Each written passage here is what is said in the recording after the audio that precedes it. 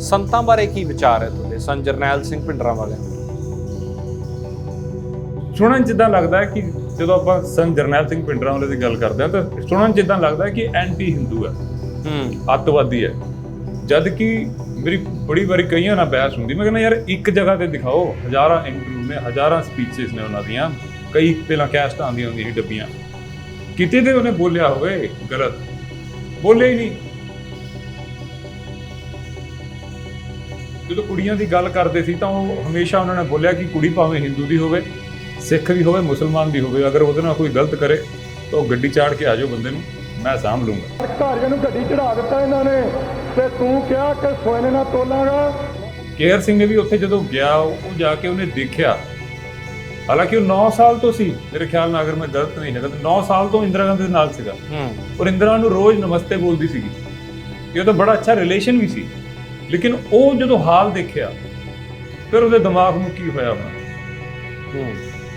ਉਸੇ ਨੇ ਹੱਥ ਨਾਲ ਹੀ ਫੜ ਕੇ ਕਹਿੰਦੇ ਛਾਤੀ ਦੇ ਵਿੱਚ ਆਰ ਪਾਰ ਹੀ ਕਰਤੀਆਂ ਸੀ ਗੋਲੀਆਂ। ਮੇਰੀ ਤਾਈ ਸੀਗੇ, ਮੇਰੇ ਮੰਮੀ ਡੈਡੀ ਉਦੋਂ ਗੁਰਦਾਸਪੁਰ ਸੀਗੇ ਤੇ ਮੈਂ ਤੇ ਮੇਰਾ ਬ੍ਰਦਰ ਸੀਗਾ ਘਰ। ਮੇਰੇ ਬਾਲ ਨਹੀਂ ਸੀਗੇ ਵੱਡੇ ਤੇ ਬ੍ਰਦਰ ਦੇ ਮੇਰੇ ਵਾਲ ਸੀਗੇ। ਉਹ ਸਾਨੂੰ ਫੜ ਕੇ ਇੱਦਾਂ ਬੈਠੀ ਹੋਈ ਔਰ ਵਾਹਿਗੁਰੂ ਵਾਹਿਗੁਰੂ ਕਰੀ ਜਾਵੇ। ਸਾਹਮਣੇ ਖਿੜਕੀ ਸੀਗੀ, ਉਹ ਖਿੜਕੀ ਟੁੱਟਦੀ ਪਈ ਹੈ, ਟੁੱਟਦੇ ਟੁੱਟਦੇ ਟੁੱਟਦੇ ਹੁਣ ਮੌਤ ਸਾਹਮਣੇ ਹੈਗੀ ਹੈ ਕਿ ਔਰ ਗਾਲਾਂ ਚੱਲ ਰਹੀਆਂ, ਸਿੱਖਾਂ ਨੂੰ ਗਾਲਾਂ ਕੱਢੀਆਂ ਜਾ ਰਹੀਆਂ ਨੇ। ਖਿੜਕੀ ਜਦੋਂ ਟੁੱਟਦੀ ਹੈ ਤਾਂ ਫਿਰ ਤਾਈ ਮੇਰੀ ਉਹਨੂੰ ਬਿਲਕੁਲ ਫੜ ਲੈਂਦੀ ਹੈ ਜ਼ੋਰ ਦੀ, ਉਹ ਤਾਂ ਮੌਤ ਵੇਖ ਰਹੀ ਹੈ ਸਾਹਮਣੇ, ਬੰਦੇ ਖੜੇ ਨੇ, ਉਹਨਾਂ ਹੱਥਾਂ ਵਿੱਚ ਲੋਹੇ ਦੀਆਂ ਰੋਡਾਂ ਨੇ। ਮੈਂ ਕਦੀ ਵੀ ਉਸ ਤੋਂ ਬਾਅਦ, ਮੈਂ ਇਹ ਸਭ ਇੰਨੀ ਨੇੜਿਓਂ ਦੇਖਣ ਦੇ ਬਾਅਦ, ਮੈਂ ਕਦੀ ਵੀ, ਮੈਂ ਔਨ ਕੈਮਰਾ ਕਹਿਣ ਨੂੰ ਤਿਆਰ ਹੈਗਾ ਕਿ ਮੈਂ ਕਦੀ ਨਹੀਂ ਲਿਖ ਪਾਇਆ ਗਿਆ I am proud to be an Indian. 84 ਘੱਲੂਘਾਰਾ ਉਹ ਜ਼ਖਮ ਹੈ ਸਾਡੇ ਪਿੰਡੇ ਦੇ ਉੱਤੇ ਜੋ ਕਦੇ ਵੀ ਭਰਨਾ ਨਹੀਂ, ਹਮੇਸ਼ਾ ਚੇਤਾ ਰਹੂ ਕਿ ਕਿਸ ਤਰ੍ਹਾਂ ਅਕਾਲ ਤਖਤ ਸਾਹਿਬ ਢਾਹ ਦਿੱਤੇ ਗਏ, ਪਾਵਨ ਸਰੂਪ ਗੁਰੂ ਗ੍ਰੰਥ ਸਾਹਿਬ ਮਹਾਰਾਜ ਦੇ ਉਹਨਾਂ ਤੇ ਗੋਲੀਆਂ ਵੱਜੀਆਂ। ਇਹ ਹਮੇਸ਼ਾ ਸਾਡੇ ਜ਼ਿਹਨ ਦੇ ਵਿੱਚ ਰਹੂਗਾ। ਇਸ ਬਾਰੇ ਔਰ ਇਸ ਦੀਆਂ ਯਾਦਾਂ ਬਾਰੇ ਔਰ ਉਸ ਦੌਰ ਦੇ ਵਿੱਚ ਕਿਸ ਤਰ੍ਹਾਂ ਦਾ ਮਹਿਸੂਸ ਕਰ ਰਹੇ ਸੀ, ਅੱਜ ਸਾਡੇ ਨਾਲ ਕਲਾਕਾਰ ਔਰ ਪੰਜਾਬ ਦੇ ਮਸ਼ਹੂਰ ਅਦਾਕਾਰ ਦਿਲਜੀਤ ਕਲਸੀ ਸਾਹਿਬ ਨੇ। ਸਤਿ ਸ਼੍ਰੀ ਅਕਾਲ ਜੀ, ਬਹੁਤ ਬਹੁਤ ਸਵਾਗਤ। ਸਤਿ ਸ਼੍ਰੀ ਅਕਾਲ ਭਾਜੀ। ਕਲਸੀ ਸਾਹਿਬ, 84 ਦੀ ਯਾਦ ਜਦੋਂ ਜ਼ਿਹਨ ਦੇ ਵਿੱਚ, ਪਹਿਲਾ ਸ਼ਬਦ ਜਦੋਂ ਕੋਈ 84 ਬੋਲੇ ਤਾਂ ਪਹਿਲੀ ਚੀਜ਼ ਕੀ ਆਉਂਦੀ ਹੈ? ਇੱਕ ਛੋਟਾ ਭਾਜੀ ਬੱਚਾ ਹੁੰਦਾ ਨਾ, ਉਹਨੂੰ ਤੁਸੀਂ ਅਗਰ ਪੁੱਛੋ ਕਿ ਬਈ ਤੇਰਾ ਕਿਹੜਾ ਸਕੂਲ ਆ, ਉਹ ਆਪਣੇ ਸਕੂਲ ਦਾ ਨਾਮ ਦੱਸਦਾ ਕਿ ਰੋਜ਼ਮੈਰੀ।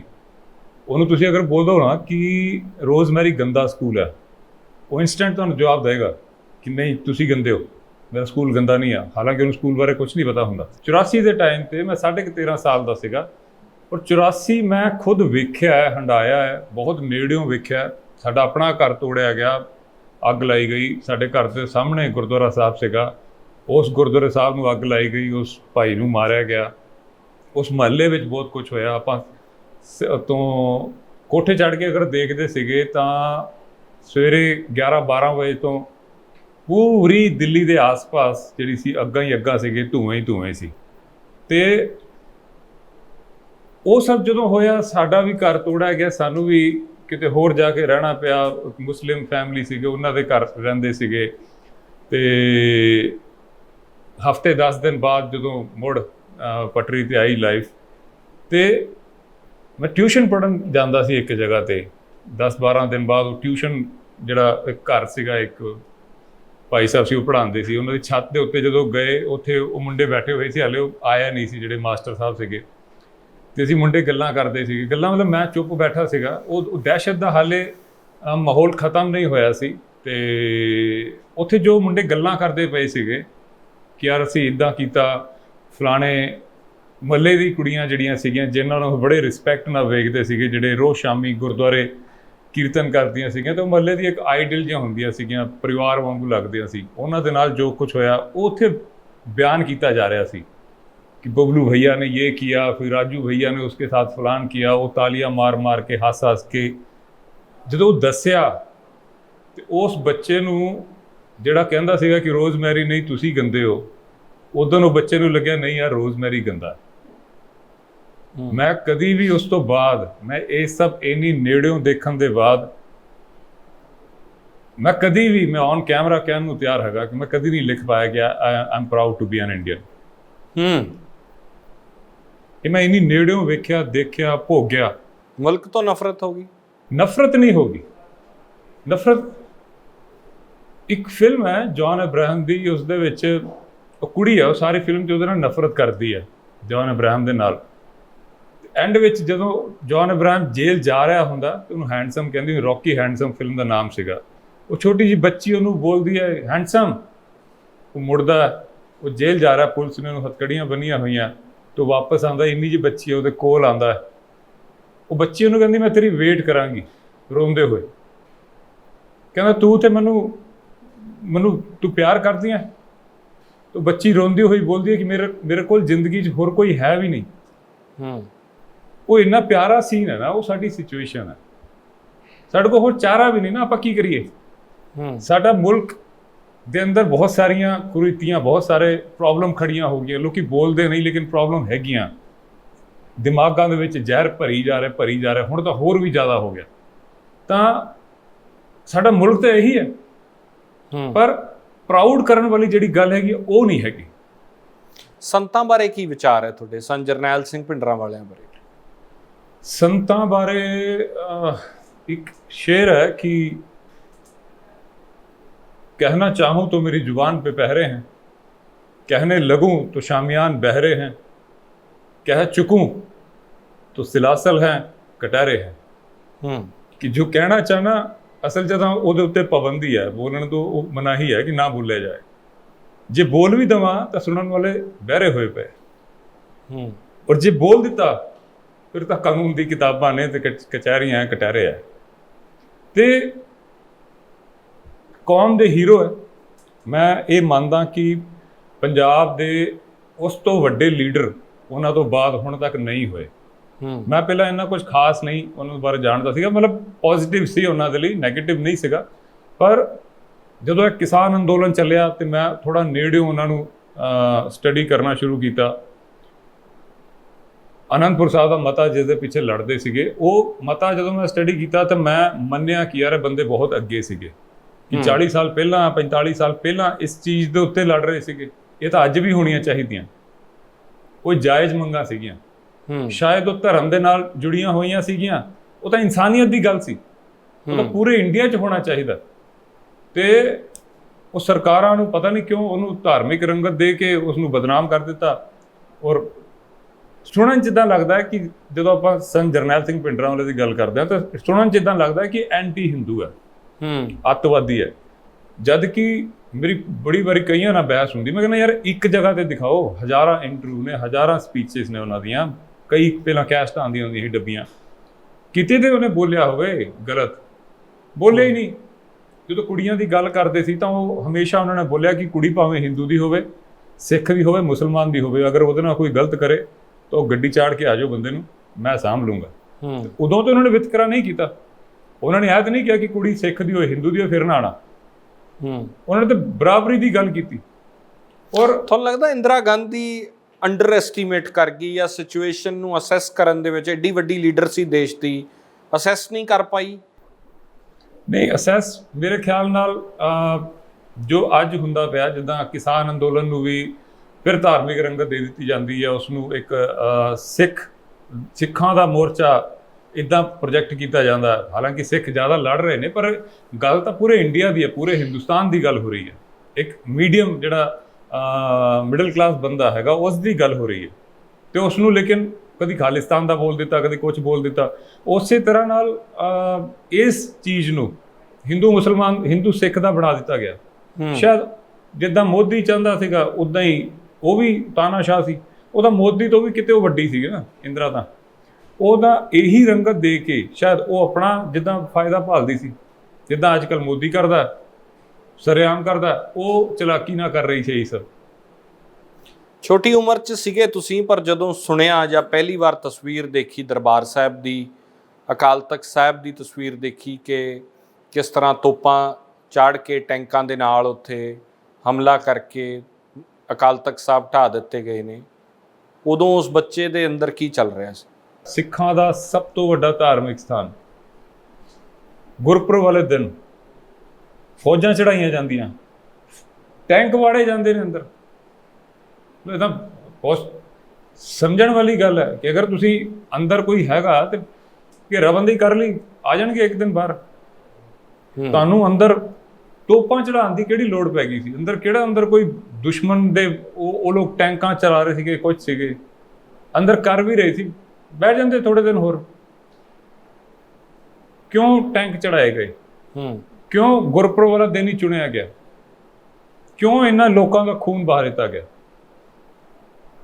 ਤਾਂ ਉਹ ਜਿਹੜਾ ਹਾਲ ਸੀਗਾ, ਇਹ ਮੈਂ ਜਿਨ੍ਹਾਂ ਨੇ ਇੰਦਰਾ ਮਾਰੀ ਸੀ ਜਾਂ ਜਿਨ੍ਹਾਂ ਨੇ ਲਲਿਤ ਮਾਕਨ ਮਾਰਿਆ ਸੀਗਾ, ਜਨਰਲ ਵੈਦਿਆ ਮਾਰਿਆ ਸੀਗਾ, ਇਹ ਲੋਕ ਤਾਂ ਸਾਰੇ ਕਲੀਨ ਸ਼ੇਵ ਹੁੰਦੇ ਸੀ। ਜ਼ਿਆਦਾਤਰ ਇਹਨਾਂ ਵਿੱਚੋਂ ਕਲੀਨ ਸ਼ੇਵ ਸੀਗੇ ਔਰ ਇਹਨਾਂ ਦਾ ਸੰਤਾਂ ਦੇ ਨਾਲ ਕੋਈ ਵਾਸਤਾ ਨਹੀਂ ਸੀ। ਇਹਨਾਂ ਨੇ ਕਦੀ ਸੰਤਾਂ ਨੂੰ ਸੁਣਿਆ ਹੀ ਨਹੀਂ ਸੀ।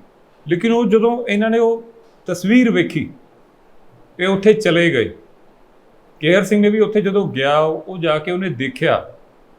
ਹਾਲਾਂਕਿ ਉਹ 9 ਸਾਲ ਤੋਂ ਸੀ ਮੇਰੇ ਖਿਆਲ ਨਾਲ, ਅਗਰ ਮੈਂ ਗਲਤ ਨਹੀਂ ਹੈਗਾ, ਤਾਂ 9 ਸਾਲ ਤੋਂ ਇੰਦਰਾ ਗਾਂਧੀ ਦੇ ਨਾਲ ਸੀਗਾ ਔਰ ਇੰਦਰਾ ਨੂੰ ਰੋਜ਼ ਨਮਸਤੇ ਬੋਲਦੀ ਸੀਗੀ। ਇਹ ਤਾਂ ਬੜਾ ਅੱਛਾ ਰਿਲੇਸ਼ਨ ਵੀ ਸੀ। ਲੇਕਿਨ ਉਹ ਜਦੋਂ ਹਾਲ ਦੇਖਿਆ, ਫਿਰ ਉਹਦੇ ਦਿਮਾਗ ਨੂੰ ਕੀ ਹੋਇਆ ਹੋਣਾ? ਉਸੇ ਨੇ ਹੱਥ ਨਾਲ ਹੀ ਫੜ ਕੇ ਕਹਿੰਦੇ ਛਾਤੀ ਦੇ ਵਿੱਚ ਆਰ ਪਾਰ ਹੀ ਕਰਤੀਆਂ ਸੀ ਗੋਲੀਆਂ। ਤੇ ਉਹ ਮੇਰੇ ਖਿਆਲ ਤਕਰੀਬਨ ਹਰ ਬੰਦੇ ਦਾ ਉਹੀ ਹਾਲ। ਜਸਟੀਫਾਈਡ ਸਮਝਦੇ ਹੋ ਤੁਸੀਂ? ਜਸਟੀਫਾਈਡ ਮੇਰੇ ਖਿਆਲ ਨਾਲ ਸਰਕਾਰਾਂ ਇਦਾਂ ਭੜਕਾ ਕੇ, ਇਦਾਂ ਸਭ ਕਰਕੇ ਸਰਕਾਰ ਦਾ ਕੰਮ ਈਜ਼ੀ ਹੋ ਜਾਂਦਾ। ਪਰ ਆਪਸ਼ਨ ਕੀ ਕਰੇ ਬੰਦਾ? ਕਿੱਥੇ ਤੱਕ ਉਸ ਨੂੰ ਧੱਕ ਕੇ ਕਿੱਥੇ ਤੱਕ ਸਿਚੁਏਸ਼ਨ ਪਹੁੰਚਾਤੀ ਗਈ? ਕਿ ਸਾਡੇ ਮੁਲਕ 'ਚ ਘੱਟ ਗਿਣਤੀਆਂ ਦੇ ਨਾਲ ਵਿਤਕਰਾ ਹੁੰਦਾ, ਇਹ ਸੱਚ ਹੈ? ਮੈਨੂੰ ਤਾਂ ਲੱਗਦਾ। ਇਹ ਮਹਿਸੂਸ ਕੀਤਾ ਤੁਸੀਂ ਕਦੇ? ਮਹਿਸੂਸ ਸਰੇਆਮ ਹੀ ਦਿਖਦਾ ਹੁਣ ਤਾਂ ਜਿਹੜੀ ਕਰੰਟ ਸਰਕਾਰ ਹੈ ਤਾਂ ਸਰੇਆਮ ਹੀ ਖੁੱਲ੍ਹੇਆਮ ਹੀ ਕਰਦੀ ਹੈ। NRC ਵਗੈਰਾ ਕੀ ਸੀਗਾ? ਕਿਉਂ ਰੌਲੇ ਪਾਏ ਜਾਂਦੇ ਆ? NRC ਹਾਲਾਂਕਿ ਹੋਣਾ ਨਹੀਂ ਕੁਝ ਵੀ, ਲੇਕਿਨ ਉਹ ਸਿਰਫ ਰੌਲਾ ਪਾਉਣਾ ਹੁੰਦਾ। NRC ਤਾਂ ਪੋਸੀਬਲ ਹੀ ਨਹੀਂ ਹੈ ਨਾ। ਤੁਸੀਂ 130-40 ਕਰੋੜ ਲੋਕਾਂ ਦੇ ਪੇਪਰ ਚੈੱਕ ਹੀ ਨਹੀਂ ਕਰ ਸਕਦੇ, ਤੁਸੀਂ ਉਹ ਮੰਗਾ ਹੀ ਨਹੀਂ ਸਕਦੇ। 130 ਕਰੋੜ ਲੋਕਾਂ ਦੇ ਅਗਰ ਐਵਰੇਜਲੀ 4-5 ਪੇਪਰ ਵੀ ਤੁਸੀਂ ਮੰਗਾ ਲਏ, ਹਾਲਾਂਕਿ ਉਹ ਤਾਂ ਰਜਿਸਟਰੀ ਵੀ ਮੰਗਾ ਰਹੇ ਹੋ, ਤਾਂ ਐਡੀ ਵੱਡੀ ਫਾਈਲ ਤਾਂ ਇੱਕ ਪਰਿਵਾਰ ਦੀ ਬਣ ਜਾਏਗੀ। 130 ਕਰੋੜ ਲੋਕਾਂ ਦੇ ਪੇਪਰ ਰੱਖਣੇ ਕਿੱਥੇ ਹੈ? ਔਰ ਇਹ ਪ੍ਰੋਸੈਸ ਦੇ ਵਿੱਚ ਸੈਂਕੜੋਂ ਸਾਲ ਲੱਗਣਗੇ। NRC ਵਗੈਰਾ ਹੋਣਾ ਨਹੀਂ, ਲੇਕਿਨ ਉਹ ਰੌਲਾ ਪਾਉਣਾ ਹੈ। ਇੱਕ ਮੁਸਲਿਮ ਜਿਹੜੇ ਲੋਕ ਹੈਗੇ ਉਹਨਾਂ ਦੇ ਖਿਲਾਫ ਆਪਣਾ ਜਿਹੜਾ ਹਿੰਦੂ ਵੋਟ ਹੈਗਾ ਉਸ ਨੂੰ ਇਕੱਠਾ ਕਰਨਾ, ਹੋਰ ਜ਼ਿਆਦਾ ਸਟਰੋਂਗ ਕਰਨਾ। ਤੇ ਉਹ ਤੇ ਸਰੇਆਮ ਹੀ ਹੁੰਦਾ ਇਹਦਾ। ਜਦੋਂ ਨਵੰਬਰ ਦੇ ਵਿੱਚ ਇੰਦਰਾ ਗਾਂਧੀ ਦੀ ਅਸੈਸੀਨੇਸ਼ਨ ਹੁੰਦੀ, ਉਦੋਂ ਤੁਹਾਡੇ ਪਰਿਵਾਰ ਨੇ ਵੀ ਚੀਜ਼ਾਂ ਸਹੀਆਂ? ਮੈਂ ਤਾਂ ਦੇਖਿਆ ਸਾਰਾ, ਮਤਲਬ ਮੇਰੇ ਘਰ ਦੇ ਸਾਹਮਣੇ ਜਦੋਂ ਸਵੇਰ ਤੱਕ ਅਸੀਂ ਜਦੋਂ ਬਾਹਰ ਨਿਕਲੇ ਤਾਂ ਤੱਕ ਸੁਣਨਾ ਸ਼ੁਰੂ ਕੀਤਾ ਕਿ ਦੰਗੇ ਹੋ ਰਹੇ ਆ, ਇੱਦਾਂ ਲੋਕੀ ਬੋਲਦੇ ਪਏ ਸੀਗੇ। ਤੇ ਸਾਡਾ ਜਿਹੜਾ ਗੁਰੂ ਨਾਨਕਪੁਰਾ ਕਰਕੇ ਜਗ੍ਹਾ ਸੀ ਦਿੱਲੀ ਦੇ ਵਿੱਚ, ਉੱਥੇ ਛੋਟਾ ਜਿਹਾ ਮੁਹੱਲਾ ਸੀਗਾ, ਉਹ ਸਿੱਖਾਂ ਦਾ ਏਰੀਆ ਸੀ ਸਾਰਾ, ਤਕਰੀਬਨ ਸਿੱਖਾਂ ਦੇ ਘਰ ਸੀਗੇ। ਤੇ ਅਸੀਂ ਬਾਹਰ ਨਿਕਲ ਕੇ ਦੇਖਦੇ ਸੀਗੇ ਕਿ ਉਹ ਛੱਤ ਤੇ ਗਏ, ਉਹਨੂੰ ਕਿਸੇ ਨੇ ਬੋਲਿਆ ਦੰਗਾ ਹੋ ਰਿਹਾ, ਫਲਾਣੀ ਜਗ੍ਹਾ ਤੇ ਅੱਗ ਲੱਗੀ ਆ, ਫਲਾਣੀ ਜਗ੍ਹਾ ਤੇ ਅੱਗ ਲੱਗੀ ਆ। ਫਿਰ ਆਪਾਂ ਜਿੱਦਾਂ ਕੋਠੇ ਗਏ, ਕੋਠੇ ਜਾ ਕੇ ਦੇਖਿਆ ਕਿ ਧੂੰਆਂ ਨਿਕਲ ਰਿਹਾ, ਉੱਧਰੋਂ ਨਿਕਲ ਰਿਹਾ। ਉਦੋਂ WhatsApp ਕੁਝ ਨਹੀਂ ਹੁੰਦਾ ਸੀਗਾ। ਤੇ ਕੋਈ ਆ ਕੇ ਦੱਸਦਾ ਸੀ ਕਿ ਉੱਥੇ ਇੱਕ ਬੰਦੇ ਨੂੰ ਮਾਰਤਾ, ਉਹ ਬੰਬੇ ਡਾਈਂਗ ਦਾ ਸ਼ੋਰੂਮ ਕਿਸੇ ਸਿੱਖ ਦਾ ਸੀਗਾ, ਉਹ ਜਲਾਤਾ, ਉਸਦੀ ਉਹ ਬੱਚਿਆਂ ਨੂੰ ਚੌਂਕ ਤੇ ਲਿਆ ਕੇ ਉਹਦੇ ਨਾਲ ਇਹ ਕੀਤਾ, ਫਲਾਨ ਕੀਤਾ। ਇਹ ਸਭ ਹੋਣਾ ਸ਼ੁਰੂ ਹੋ ਗਿਆ। ਇਹ ਸਵੇਰ ਤੋਂ ਚੱਲ ਰਿਹਾ ਸੀਗਾ। ਸ਼ਾਮ ਤੱਕ ਜਿਹੜਾ ਸਾਡਾ ਮਹੱਲਾ ਸੀ ਉਹਦੇ ਉੱਤੇ ਵੀ ਅਟੈਕ ਹੋ ਗਿਆ। ਤੇ ਅਸੀਂ ਦਰਵਾਜ਼ੇ ਬੰਦ ਕਰਕੇ, ਹੁਣ ਸਾਡੀ ਉਹ ਝੀਠਾਂ ਵਿੱਚੋਂ ਦੀ ਅਸੀਂ ਦੇਖ ਰਹੀ ਸਾਹਮਣੇ ਗੁਰਦੁਆਰਾ ਸਾਹਿਬ ਦੇ ਉੱਤੇ ਅਟੈਕ ਹੋ ਰਿਹਾ। ਉਹ ਬੀੜ ਸਾਹਿਬ ਨੂੰ ਖਿੱਚ ਕੇ ਬਾਹਰ ਲਿਆ ਕੇ ਉੱਤੇ ਤੇਲ ਤੂਲ ਪਾ ਕੇ ਅੱਗ ਲਾਤੀ। ਅਸੀਂ ਤਾਂ ਇੱਕ ਕਿਸਮ ਦਾ ਜਿੱਦਾਂ ਮੌਤ ਨੂੰ ਸਾਹਮਣੇ ਵੇਖ ਰਹੇ। ਫਿਰ ਸਾਡੇ ਘਰ ਤੇ ਅਟੈਕ ਹੁੰਦਾ। ਸਾਡਾ ਘਰ ਮਤਲਬ ਇੱਟਾਂ ਜਿੱਦਾਂ ਵਰ ਰਹੀਆਂ ਹੁੰਦੀਆਂ, ਅੱਧੇ ਇੱਟਾਂ, ਕੁਆਟਰ ਇੱਟਾਂ, ਐਡੇ ਵੱਡੇ ਰੋੜੇ, ਧੜਾ ਧੜ। ਬਸ ਘਰ ਹੁਣ ਟੁੱਟੇਗਾ। ਉਸ ਸ਼ਾਮ ਤੱਕ ਇਹ ਸਭ ਚੱਲਦਾ ਪਿਆ ਸੀਗਾ। ਫਿਰ ਮੇਰੀ ਤਾਈ ਸੀਗੇ, ਮੇਰੇ ਮੰਮੀ ਡੈਡੀ ਉਦੋਂ ਗੁਰਦਾਸਪੁਰ ਸੀਗੇ, ਤੇ ਮੈਂ ਤੇ ਮੇਰਾ ਬ੍ਰਦਰ ਸੀਗਾ ਘਰ। ਮੇਰੇ ਬਾਲ ਨਹੀਂ ਸੀਗੇ ਵੱਡੇ, ਤੇ ਬ੍ਰਦਰ ਦੇ ਮੇਰੇ ਵਾਲ ਸੀਗੇ, ਤੇ ਮੇਰੀ ਤਾਈ ਘਰ ਸੀਗੀ। ਉਹ ਸਾਨੂੰ ਫੜ ਕੇ ਇੱਦਾਂ ਬੈਠੀ ਹੋਈ ਔਰ ਵਾਹਿਗੁਰੂ ਵਾਹਿਗੁਰੂ ਕਰੀ ਜਾਵੇ। ਸਾਹਮਣੇ ਖਿੜਕੀ ਸੀਗੀ, ਉਹ ਬੜੀ ਸਿਨੇਮੈਟਿਕ ਜੀ ਗੱਲ ਹੈਗੀ ਹੈ, ਮਤਲਬ ਫਿਲਮ ਉੱਤੇ ਕੋਈ ਸੀਨ ਬਣ ਸਕਦਾ ਹੈਗਾ। ਤੇ ਉਹ ਖਿੜਕੀ ਟੁੱਟਦੀ ਪਈ ਹੈ, ਟੁੱਟਦੇ ਹੁਣ ਮੌਤ ਸਾਹਮਣੇ ਹੈਗੀ ਹੈ ਕਿ ਔਰ ਗਾਲਾਂ ਚੱਲ ਰਹੀਆਂ, ਸਿੱਖਾਂ ਨੂੰ ਗਾਲਾਂ ਕੱਢੀਆਂ ਜਾ ਰਹੀਆਂ ਨੇ, ਭੀੜ ਹਜੂਮ, ਪੱਥਰ ਹੀ ਪੱਥਰ ਵੱਜ ਰਹੇ ਨੇ ਬਾਹਰ। ਸਾਡਾ ਇੱਧਰ ਜਿਹੜਾ ਵਿਹੜਾ ਹੈਗਾ ਉਹਦੇ ਵਿੱਚ ਪੱਥਰ ਲਗਾਤਾਰ ਗਿਰ ਰਹੇ ਨੇ। ਇਹ ਖਿੜਕੀ ਟੁੱਟ ਰਹੀ ਹੈ। ਖਿੜਕੀ ਟੁੱਟਦੇ ਅਸੀਂ ਅੰਦਰ ਬੱਤੀਆਂ ਬੰਦ ਕੀਤੀਆਂ ਹੋਈਆਂ ਕਿ ਕਿਸੇ ਨੂੰ ਪਤਾ ਹੀ ਨਾ ਚੱਲੇ ਕਿ ਅਸੀਂ ਅੰਦਰ ਹੈਗੇ ਹਾਂ। ਤੇ ਫਿਰ ਉਹ ਖਿੜਕੀ ਟੁੱਟਦੀ ਆ। ਖਿੜਕੀ ਜਦੋਂ ਟੁੱਟਦੀ ਆ ਤਾਂ ਫਿਰ ਤਾਈ ਮੇਰੀ ਉਹ ਮੈਨੂੰ ਬਿਲਕੁਲ ਫੜ ਲੈਂਦੀ ਹੈ ਜ਼ੋਰ ਦੀ। ਉਹ ਤਾਂ ਮੌਤ ਵੇਖ ਰਹੀ ਹੈ ਸਾਹਮਣੇ, ਬੰਦੇ ਖੜੇ ਨੇ, ਉਹਨਾਂ ਹੱਥਾਂ ਵਿੱਚ ਲੋਹੇ ਦੀਆਂ ਰੋਡਾਂ ਨੇ। ਉਹ ਫੜ ਕੇ ਇੱਦਾਂ ਮੈਨੂੰ ਘੁੱਟ ਕੇ, ਮੈਨੂੰ ਤੇ ਮੇਰੇ ਬ੍ਰਦਰ ਨੂੰ ਵਾਹਿਗੁਰੂ ਵਾਹਿਗੁਰੂ ਵਾਹਿਗੁਰੂ ਵਾਹਿਗੁਰੂ ਵਾਹਿਗੁਰੂ ਬਹੁਤ ਤੇਜ਼ ਬੋਲਣਾ ਸ਼ੁਰੂ ਹੋ ਗਈ। ਤੇ ਉਹ ਜਦੋਂ ਖਿੜਕੀਆਂ ਟੁੱਟ ਗਈਆਂ ਤਾਂ ਇੱਕ ਬੰਦਾ ਮੇਰੇ ਘਰ ਦਾ ਜਿਹਦਾ ਨਾਮ ਲੈ ਕੇ ਮੈਨੂੰ ਬੁਲਾਵੇ ਕਿ ਇੱਧਰ ਆ ਜਲਦੀ ਆ। ਤੇ ਮੈਨੂੰ ਵੀ ਲੱਗਿਆ ਕਿ ਮੌਤ ਹੈ, ਮਾਰਨਗੇ ਹੁਣ। ਪਰ ਉਹ ਜਦੋਂ ਧਿਆਨ ਨਾਲ ਦੇਖਿਆ ਤਾਂ ਉਹ ਇੱਕ ਮੁਸਲਮਾਨ ਸੀਗਾ। ਉਹ ਸਾਡੇ ਫੈਕਟਰੀ ਕੰਮ ਕਰਿਆ ਕਰਦਾ, ਮੀਆਂ ਜੀ ਆਪਾਂ ਉਹਨੂੰ ਬੋਲਦੇ ਸੀਗੇ।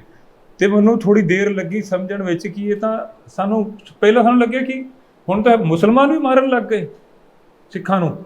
ਤੇ ਉਹ ਸਾਰੇ ਮੁਸਲਮਾਨ ਸੀਗੇ, ਟੋਪੀਆਂ ਪਾਈਆਂ ਹੋਈਆਂ ਸੀ ਆਪਣੀਆਂ। ਤੇ ਉਹ ਜਦੋਂ ਉਹਨੂੰ ਵੇਖਿਆ ਤੇ ਪਹਿਲਾਂ ਮੇਰੇ ਦਿਮਾਗ 'ਚ ਆਇਆ ਕਿ ਸਿੱਖਾਂ ਨੂੰ ਹੁਣ ਮੁਸਲਮਾਨ ਵੀ ਮਾਰਨ ਲੱਗ ਗਏ। ਪਰ ਵੇਖਿਆ ਉਹਨੂੰ ਆਵਾਜ਼ ਮਾਰ ਰਿਹਾ ਸੀਗਾ ਕਿ ਜਲਦੀ ਆ। ਮੈਨੂੰ ਮੇਰੇ ਭਰਾ ਨੂੰ ਆਵਾਜ਼ ਮਾਰ ਕੇ ਬੋਲੇ ਕਿ ਬਬਲੂ ਜਲਦੀ ਆ। ਮੇਰਾ ਹੀਰੋ ਨਾਮ ਹੈ, ਘਰ ਦਾ ਨਾਮ ਹੀ ਹੀਰੋ ਸੀਗਾ, ਮਤਲਬ ਮਜ਼ਾਕ ਲੱਗਦਾ ਪਰ ਹੀਰੋ ਨਾਮ ਹੀ ਹੀਰੋ ਹੈ ਬਚਪਨ ਤੋਂ।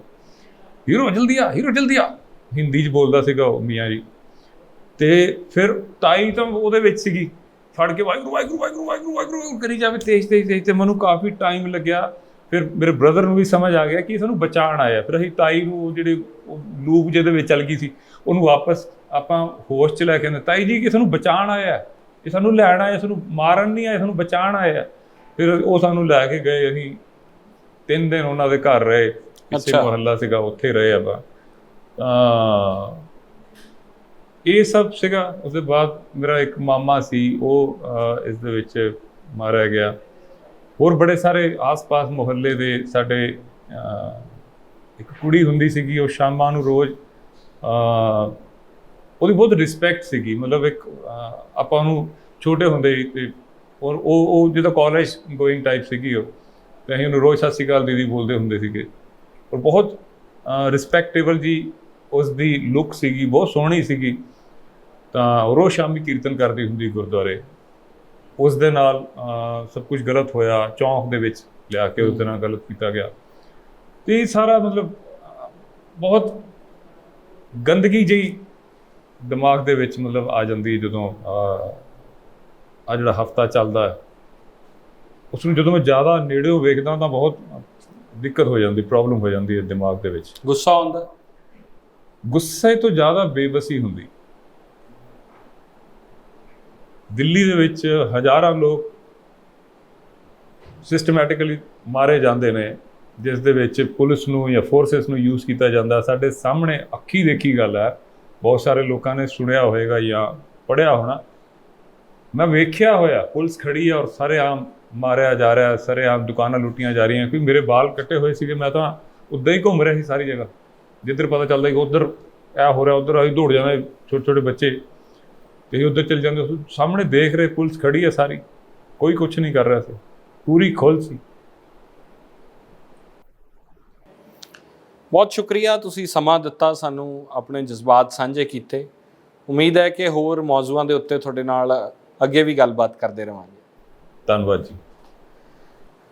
ਦਲਜੀਤ ਕਲਸੀ ਸਾਹਿਬ ਹੋਣਾ ਨੇ ਬਹੁਤ ਜਜ਼ਬਾਤੀ ਹੋ ਕੇ ਆਪਣੇ ਉਸ ਸਮੇਂ ਨੂੰ ਯਾਦ ਕਰਕੇ ਬਿਆਨ ਕੀਤਾ ਹੈ ਕਿ ਜਦੋਂ ਆਪਰੇਸ਼ਨ ਬਲੂ ਸਟਾਰ ਹੁੰਦਾ ਹੈ, ਸਾਕਾ ਨੀਲਾ ਤਾਰਾ, ਔਰ ਉਸ ਤੋਂ ਬਾਅਦ ਜਦੋਂ ਇੰਦਰਾ ਗਾਂਧੀ ਨੂੰ ਮਾਰਿਆ ਜਾਂਦਾ ਔਰ ਦਿੱਲੀ ਦੇ ਵਿੱਚ ਉਸ ਤੋਂ ਬਾਅਦ ਜਿਵੇਂ ਸਿੱਖਾਂ ਦਾ ਕਤਲ ਕੀਤਾ ਗਿਆ, ਉਹ ਨਸਲਕੁਸ਼ੀ ਕੀਤੀ ਗਈ, ਉਸ ਪੂਰੇ ਨੂੰ ਇਹਨਾਂ ਨੇ ਜੋ ਬਿਆਨ ਕੀਤਾ ਹੈ ਉਹ ਇੱਕ ਦਰਦ ਜਿਹੜਾ ਹਮੇਸ਼ਾ ਮਨ ਦੇ ਅੰਦਰ ਝਲਕਦਾ ਰਹੂਗਾ।